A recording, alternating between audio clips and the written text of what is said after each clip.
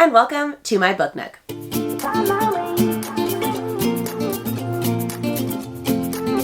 For those that are new around here, the name's Rainy. I read lots of books and teach elementary music and middle school theater. I read all different sorts of genres, fantasy, romance, thriller, nonfiction, all that different sort of stuff. So if you're interested in that, please like and subscribe to my channel down below and follow me on all social media platforms at rainybluereads. It really helps make my channel grow. So today's video is kind of overdue because I didn't do a July wrap up and I haven't done my August wrap up. So we're combining them in one and we're going to do my July and August wrap up. And they have been a little bit of smaller reading months just because July I was getting back into the groove of getting ready to go to school, and then August I did go back to school, and it's honestly looking like September is going to be that way too, because it is currently September 8th as I'm filming this, and I have only finished one book, and I finished it this morning. But you know what? It's okay. It's okay. It's a busier season of life at the moment. So we're going to dive into stats first. As always, we'll go July stats, August stats, and then we will just go right through with all of the books that I read in the order that I read them, any readathons I did, all sorts of fun stuff in that regard. All right, let's dive into stats. I do have my stats on my laptop, so if you see me looking down, that is why. But in July, I read a total of 8 books. So like I said, that was one of my shorter reading months. As far as pages read, I read 3,155 pages, and I listened to 44.57 hours of audio. That was one of my bigger months for audio, so I really came a little dependent on audiobooks this month. My average rating was a 4.06, which that went down a little bit from June, but not too much. So I'm still overall genuinely enjoying the books that I am reading. Now let's talk about this acquiring of 63 books. Yeah, July was really bad, y'all. I don't want to talk about it. As far as series started, I started 3. We'll talk about that later on. And as far as diverse reads, I actually have 2. It says 1, but there are 2, and we'll talk about that later. Okay. For the source, I read a mixture of all 8 of them were a mixture of audio and physical because like I said, I love to immersion read, so it's not really surprising. And the format was they were all 8 novels. For audience, I read 7 adult books and 1 YA book. For ratings, I read 1 2-star, 1 3.5 star, 3 4 stars, and 3 5 stars. So I had a pretty good reading month overall because most of my books were 4 and 5 stars. As far as the genres go, I had 2 fantasy, 1 literary fiction, 1 mystery, 2 romance, and 2 thrillers, so I was kind of even across the board in all of the genres. For the author stats, there were 4 authors that I had read from before: Stephanie Garber, Riley Sager, Jennifer Hillier, and Ashley Winstead. There were 2 that were new to me, Rebecca F. Huang and Anna Huang, and then there were 2 debut authors. Well, it was their debut book. But it doesn't mean that I've never read from them. Because I've read from Carissa Broadbent, but I read their debut novel. And then I read Richard Osman's debut novel. And then as far as series stats, I started the War of Lost Hearts trilogy by Carissa Broadbent. That's the series that she wrote before Serpent and the Wings of Night. I started the Twisted Love series, and I read Twisted Love by Anna Huang. Wasn't my favorite, but I did start it. And I started and DNF'd The Thursday Murder Club by Richard Osman. And by DNF, I mean I read that book, but I'm not going to continue on with the rest of the series. You'll hear about that in a second. As far as the years I read 3 from 2023, 1 from 2021, 3 from 2020, and 1 from 2018. So I'm trying to read 2023 reads. It just didn't happen as much this month. As far as my books and where I got them from, 1 was borrowed and 7 were owned, because I love to own books and buy too many books. My color covers were 2 black, 2 blue, 3 red, and 1 yellow. And as far as my diversity, there were actually 3 people of color. There was Rebecca F. Huang, who wrote Yellowface. There was Jennifer Hillier, who wrote Little Secrets. And then there was Anna Huang, who wrote Twisted Love. And so those were my 3 people of color, which is better than other months, honestly. So we're going to take it. Okay, so we did July stats, and now we're just going to actually talk about the 8 books that I read in July, and then we'll go to August. So in really quick order, the order that I read these in is, I read Finale by Stephanie Garber, and it was a 4 stars. Yellowface by R.F. Huang, which was a 5 star. Daughter of No Worlds by Carissa Broadbent, which was a 5 star. The Only One Left by Riley Sager, which was a 5 stars. Little Secrets by Jennifer Hillier, which was a 4 stars. Twisted Love by Anna Huang, which was a 3.5 stars. The Thursday Murder Club by Richard Osman, which was a 2 star. And The Boyfriend Candidate by Ashley Winstead, which was a 4 stars. I'm first gonna go in order of books that I read for like a series or for a vlog. And so the first one that I read for a vlog was Finale by Stephanie Garber. I actually read this in my Caraval series vlog, where I read all of the Caraval series so that I would be prepared to start reading her Broken Hearts trilogy for the last book that comes out in October. And so I will link a video to this down below if you want to see my whole experience with this reading journey. But I finished Finale in the beginning of July, and I had a really great time with this book. I believe it was my second favorite. I think I liked the first book and then the third book and then the second. The second kind of dragged on a little bit for me, but I absolutely loved how this wrapped up. I really enjoyed this series. I'm glad I finally got around to it, and I had a really great time with it. So I would recommend it. It was super cute, a fun, cozy fantasy romance, honestly. It was a good time. Then I read some books for Summerween, and I didn't make a specific Summerween blog for this, but I had a blog that came out that had my Summerween content in that. I'll link that down below as well. And the first one I read for that is The Only One Left by Riley Sager, and I was really hesitant on reading this because I've only read Survive the Night and The House Across the Lake and gave them both 2 stars, and I wasn't sure if Mr. Sager was for me. This slapped. This was 5 stars. I had such a fun time with this. This was like a gothic thriller about this girl that she had a sister, and growing up, like, she lived in this house on the hill, and she gets known for having murdered her family but doesn't actually go to jail to it because they don't have any proof. And then this new caretaker comes to take care of her, and weird shit starts happening. And when I say that the shit got crazy in the last 50 pages, there was like 5 or 6 different plot twists, which is a lot for some people. I don't know. It was just working for me. I did not expect any of the plot twists, but I'm not the type of girly that tries to predict plot twists before they happen. So I had a fabulous time with this. It took me on a wild ride, and I would highly recommend this. I then also read for Summerween Little Secrets by Jennifer Hillier because I'm trying to get through Jennifer Hillier's entire backlist because she's one of my favorite thriller authors. I still have to read The Butcher by her and Freak, which is the second book in the Creep duology. So I read another one, and this was a 4 stars, and she's always a 4 or 5 star type of author for me. This one just wasn't as good, but this one was a little bit more triggering because she loses her 4-year-old son at a grocery store or somewhere because he just disappears, and then it turns out he was kidnapped, and it's like a whole thing. I will say I wasn't too keen of like what the twist was, and I mean, I didn't see it coming, but I don't know. I just feel like it's been done 1,000,001 times before, so it was just kind of okay. But like I said, I can fly through her books because her writing just does something to me. Like, I don't know, she just writes a really good thriller. So if you're looking for someone that just writes really great thrillers that are easy to fly through, this is definitely the author for you. Then we're just gonna get through the rest of the books that I read, and so we're going to start with the books that I did not enjoy nearly as much in July. And unfortunately, the 2-star was The Thursday Murder Club by Richard Osman. Now, I was hoping I was really going to love this series. I know it is a beloved series by many, and that I'm in the minority when I say I didn't enjoy this, and so I understand you might be coming for me. It started off really well. The first, like, 20%, I was vibing. And then it just went downhill, and I got really bored, and there were 1,000,000 characters, and I didn't know what was going on, and I honestly only finished this because I did not want to DNF. I had not read that many books in the month so far, and I just wanted to finish a book. Should I have pushed through? No. It did not bring me into a reading slump, but I did not enjoy it. You know what? I've just learned the mystery genre is really just not for me. I'm not a mystery girly, and that is okay. My friend Brittany warned me and told me I wouldn't like this, and did I listen to her? No, I didn't. So Brittany, in the future, when I tell you I'm going to read another mystery book, you need to say, hold your horses, girlfriend. Don't even do it. It's a waste of your time, because it is. I'm sorry. Will be going up on my Pango if it's not already up there very soon. Another book that I did not enjoy as much as I was hoping, and I gave it a 3.5 stars, but honestly it's probably a 3, maybe even a 2.5 the more I think about it, is Twisted Love by Anna Huang. Now, I have heard everybody say that you should just skip the first book and go on to the rest of the books in the series. And I am going to read the rest of the books in the series. I don't even know what about this one didn't really work for me, but I just didn't care for Alex, honestly, if we're being serious. I didn't really care for the main character, or Ava. So, I mean, it's about Alex and Ava, and Alex is a billionaire, and Ava is a free spirit. Basically, it's brother's best friend, and that's the relationship between the two of them.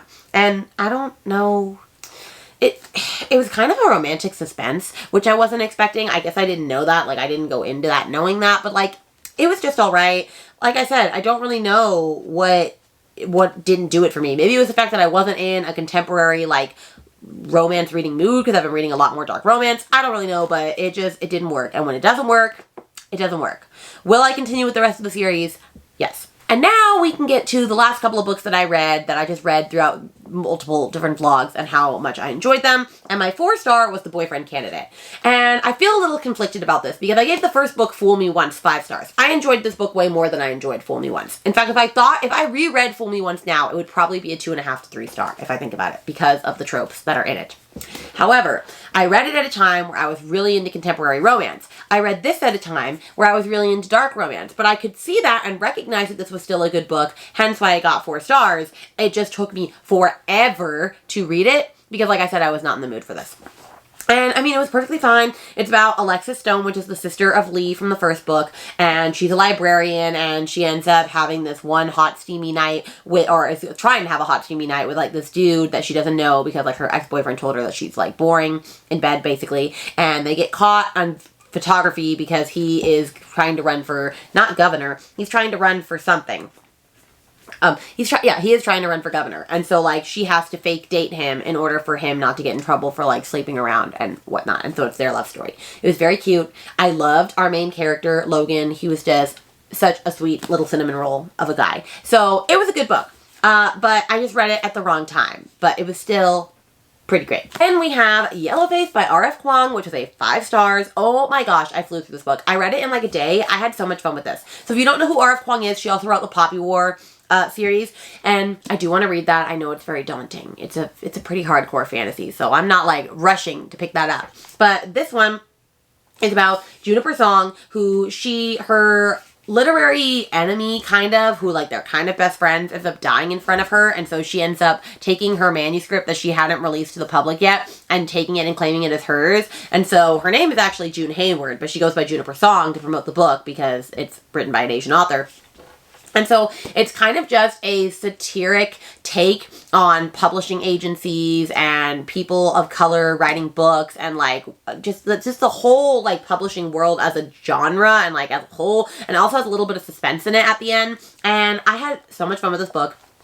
It was so good. I just wanted to know what was going to happen throughout this entire story. I highly recommend this. Like I said, it was just so good. I can't say enough good things about this book. I had so much fun with this. I would reread this for sure. So definitely, if you have not gotten to this yet, please make it a priority. And then let's talk about the creme de la creme for July, and that was Daughter of No Worlds by Miss Carissa Broadbent. I am obsessed. I am obsessed with Carissa Broadbent. Anything she writes, I will be in love with. I mean, I tabbed the crap out of this pretty bad boy. Like, it just...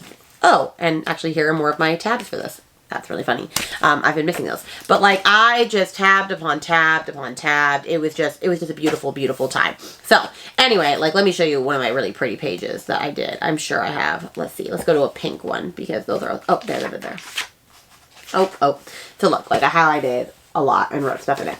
But anyway, I can explain what this one is about. So this is about Tisana, and she has been in slavery for a long entire time, and she decides that she wants to get out of slavery. She ends up murdering the person that has her held captive, and so she ends up having to flee. So she pledges herself to this order, but she asks to join the order because she wants to go back and free all the rest of the slaves that are still enslaved. And so in order to earn her place into the order, they give her someone as like a guardian to like help her like gain her power and like join the order, and then they'll help her defeat the war.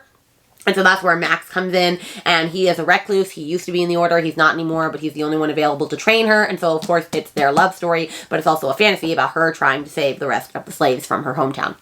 And I know a lot of people say that this takes forever and it's extremely slow burn, and it is slow burn. So if you're looking for, like, a romance that starts on page 1, you ain't going to find that. You ain't going to even find that until, like, page 400 something. But you know what? It was great. There's a lot of world building in this one, so I'm excited for the second one because I've heard that that's where the action really picks up, but I absolutely loved this. I had the best time with this. Like, I love Miss Carissa, so, like, she can do no wrong in my eyes as far as I'm concerned. Alright, so that is all the July books that I read. So now let's do some August stats and then talk about August. Okay, so in August, I read a total of 10 books, so a little more than July, and this page is read. I read 3,599. The hours listened were 40.2, so it went down just a little bit, but not much. The average rating was 4.16, so that went back up, so that was cool. I only acquired 4 books in August because I was really trying to not spend as much money anymore. Until the summer, I was home. I was able to buy books all the time. I wasn't home in August, so I didn't buy books. I started 2 series, and I had 1 diverse read, and we'll talk about all of that in just a little bit. As far as the source goes, 9 of them were a mixture of audio and physical. We know I'm an immersion reading girly, what's new, and 1 was physical. I had 9 novels and 1 novella. As far as audience goes, I read from 9 adult books and 1 YA, so I still primarily read adult novels. My ratings were 1 2.5 star, 1 3 star, 1 3.5 star, 3 4 stars, and 4 5 stars. So I honestly really know what I'm going to enjoy. So the main majority of my books are always 5 stars. I could be a little more picky, but I don't really want to be.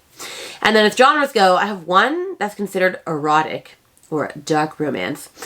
3 fantasy, 1 historical, 3 romance, 1 sci-fi, and 3 thriller. So I'm really just a fantasy romance girly at the moment, and I'm totally okay with that. For author stats, there were 4 authors I'd read from before: Sophie Lark, Ashley Audrain, Sarah J. Maas, and Elsie Silver.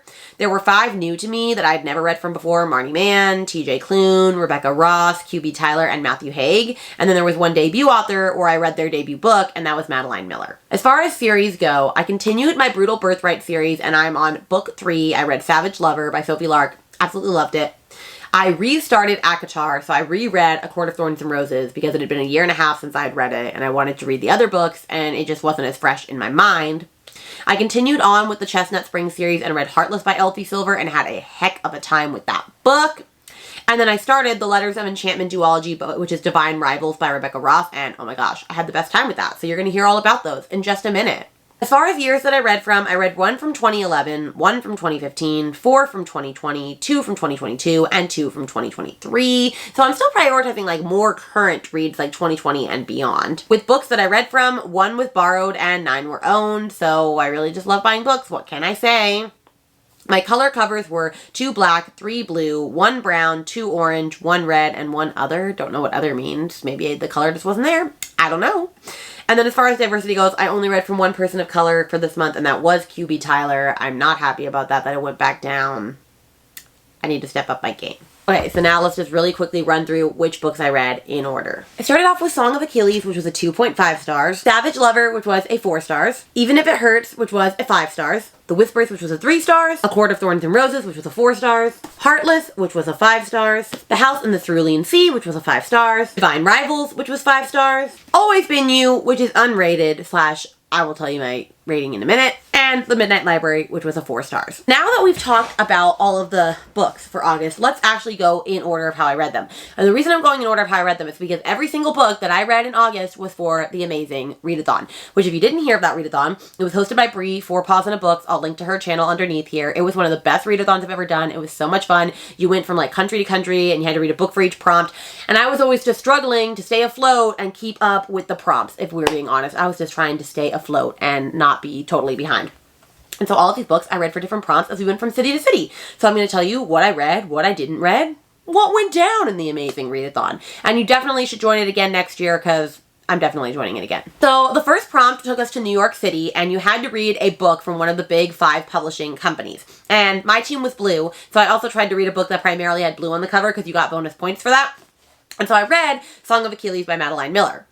And I thought I was going to really enjoy this because this is a beloved book, but that did not happen. The writing style didn't work for me. I was very confused throughout most of it, and it ended up being a 2.5, which makes me wonder if I should even try Circe, because everybody is saying that I should, because that one is better than Song of Achilles, but everyone was also saying that this was fantastic, so I don't know if I trust the other people. I just didn't have a fun time with this. I'm very sad that I didn't like this, because, like, I really, really, really wanted to love this, but I didn't. It be what it be. I was very confused throughout most of it, and I'm sad that I spent an Audible credit on this because I had to, because it was not available on Libby. Sad, sad, sad day. It's gonna go on my Pango, probably. And from there, we went to Mexico City, where we had to choose a book with a beautiful cover. And because we know that I'm all about hot man covers, and I wanted to read this book anyway, I made it work for Savage Lover by Sophie Lark. I love a hot man cover. I really do. It's just, it speaks to me. So this is a beautiful man right here, so it works. So this is the 3rd book in the Brutal Birthright series. These are mafia romances. This one specifically, it just says it's a dark mafia romance, so it's like not like a Second Chance or an Enemies to Lovers. It's just kind of like they were classmates in school, like way back when, and then it's their love story. And it's between Nero and I am blanking on her name right now. Camille, I'm pretty sure. Yeah, Nero and Camille. And it was very, very cute. I didn't enjoy it as much as the first 2 books, but I still had a really great time with this. I just kind of thought it was insta-lovey, honestly. Like, that was what kind of like deterred me from giving it a higher rating, but it be what it be. Also, I forgot, I'm literally wearing my amazing Readathon shirt, like, as I'm talking about this. So, I will put this in the back so you can kind of see. Then we had Face Off weekend, and that was where you had a bunch of different flags from around the world, and you rolled a spinner, and whatever country it told you, the flag, you had to have all the colors of that flag on your book. And so I read 2 books during that. The first one I read was for Lithuania, which was red, yellow, and green. And so I read Even If It Hurts by Marnie Mann, because I had been wanting to read this because McKay from Oh Hey It's McKay has been talking about this book for forever. And this was 5 stars. It was a two-person romance. So what I mean is one woman, two men. She couldn't decide who to choose between either Oliver or Lance. She met Oliver in college in London while she was studying abroad, and of course she had to go back home. And then she met Lance. She ended up with Lance, and then Oliver comes back into the picture, and she has to choose between the two. And I was not expecting how this ended, honestly. It was very sad, very tragic, but I just had a great time with this. Like, I read it in like a day. It was a beautiful story. I definitely recommend this book. I'm so glad I read it. It was my first Marnie Mann adventure, and it was really good. Then that same face-off weekend, I don't remember what country I rolled for, but I was able to read The Whispers by Ashley Audrain, which was one of my most highly anticipated reads for this year because I read The Push, and that's one of my top books of last year and one of my top books of all time. But this did not make it. This was a 3-star. I feel like this was very housewife, domestic, like neighborhood drama, which I'm normally here for. And I just feel like a lot of it didn't really help with the plot, and I kind of didn't really care for the ending. Like, it I don't know. It didn't do what The Push did for me. So yeah, a lot of this I just didn't enjoy. So like I said, it's about like 4 different perspectives about this one woman who she's heard yelling at her son really badly at like one of their dinner parties. And then a couple days later, he falls out of the 2nd story of his house and is in a coma. And so everybody's thinking she did it. And so it's the perspectives of all the different people in the neighborhood. And I don't know. Like, I mean, I like reading her books. Like, she still is a good writer. But this was honestly a letdown because I just did not enjoy this nearly as much as I had hoped. After that, we went to Sao Paulo, Brazil, and the prompt was to read a book with 3 or more people on the cover. And so I was going to read Little Thieves by Margaret Owens. However, it was like a 500-page book. I was getting way behind in my life, and I was not understanding it, which was sad because I really wanted to enjoy it. And then Bri offered this fast forward pass that you could use on a book to skip one of the books for the prompts. And so unfortunately, I not right now'd Little Thieves about 100 pages in. And I am going to read it again one day, especially because Brittany, my friend, explained it to me via like 5 voice messages in Instagram. And thank God she did, or I wouldn't have known what I was doing. But it is what it is. So I'm going to come back to that. But after that, we went to London and we had to do a retelling. And since A Court of Thorns and Roses is considered a Beauty and the Beast retelling, I figured this was the perfect time to reread this because I did want to reread it. It had been a year and a half since I had read the first book. And so I wanted to refresh myself so that I could move on to Akamath and Akamor. So that is what I did. And it got a 4-star on the second reread because I have read a lot of fantasy and romance books since then. And this one was not as good as the first time I read it. But it's still great. I still loved it. I still really enjoyed it. I definitely am going to move on to the next one, like I said. And so this one is like a Beauty and Beast-esque retelling with Farah, who ends up killing this wolf in the beginning of the book. And she ends up killing one of the Fae that like was being a wolf. And so in order to not break the treaty, she has to go be one of their captives for like the rest of her life. And so it's like that story between captive. And it was good. Then we found our way over to Rome, and all you had to do was read a romance. And so, of course, I chose Heartless by Elsie Silver because I wanted to continue on with the Chestnut Springs series. And everyone was saying that Cade and Willow are the best ones in this universe. And I must agree so far. They blew the first couple out of the water. This Daddy Cade, so cute. So this is a nanny and older man age gap romance. And so Summer, from the first book, her best friend Willa becomes the nanny to Cade and his son. I can't remember his son's name at the moment. But it was just so grumpy sunshine, so adorable. I just can't. I love everything about this couple. I love everything about this book. This is so good. It was so steamy. It was so fabulous. Like, this is going to probably be one of my top books of the year. Like, I loved this book. I had the best time with it. I wish I could reread it again, and I am going to because I have 2 copies of this, and so I'm going to annotate the heck out of one of them when I do a reread. Such a fabulous time. And we went over to Greece where you had to read a book with a coastal setting, and so I made sure to ask people if this book worked for it, and they said I did, so I read it, and that was The House in the Cerulean Sea by T.J. Klune. I've been wanting to read this for a long time. Like, it's a beloved book. I've been wanting to read it. I feel like I've said beloved like 5 times, but you know, we're going with it. And so this one is about Linus Baker, and he is a caseworker in the department in charge of magical youth, and he is very by the book, like does his job to like the letter and dots the T's, crosses the I's, all that sort of stuff. And he is summoned by extremely upper management and given a very classified assignment to travel to this orphanage with like 6 dangerous magical children to determine whether or not they're too dangerous to live there. And it literally has stuff like the Antichrist is one of the children, and like a garden gnome, and like all these other characters, and like a wyvern and other stuff. Anyway, it was literally so stinking cute. And the romance between Linus and Arthur, which is the master of the orphanage, was just so adorable. This is very found family. I had such a great time with this book. I'm so glad I finally read it. It was like the perfect little cozy fantasy. Like, I just had the best time. I need to read more of TJ Klune's books. Like, this was adorable, and I'm so glad that I was able to make this work for this readathon. I had the best time reading this book. We went over to Cairo, Egypt, and you had to read a book that was set in the past. And so because this takes place in like the 1800s, early 1900s, it worked, and that was Divine Rivals by Rebecca Ross. I have been wanting to read this book since it came out because everyone is talking about how much they love it, including Jan, who gave it a 5 stars, and it's one of her, I think it's her top book of the year.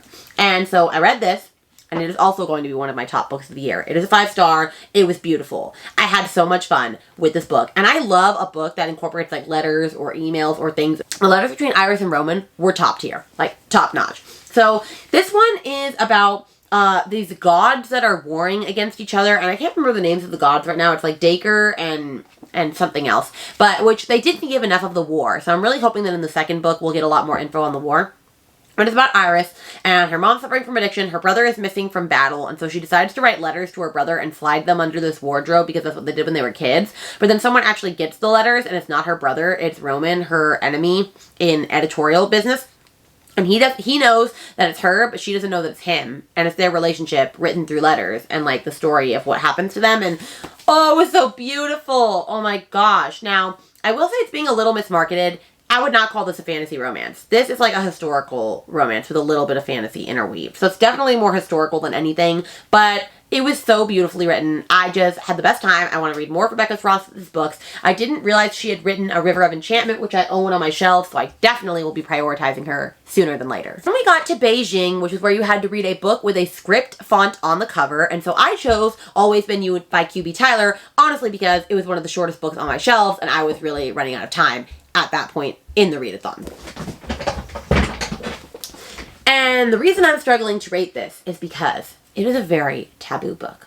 Like, it is literally about a girl that is adopted when she's little by this white family, the Callaways. And the brother is 10 years older than her. And I guess once she's in college and he's 10 years older, they have a relationship. So it's adopted step-siblings, like, relationship. Like, very taboo. And I went into that knowing it was going to be taboo. And it was very taboo. Like, it did what it came to do.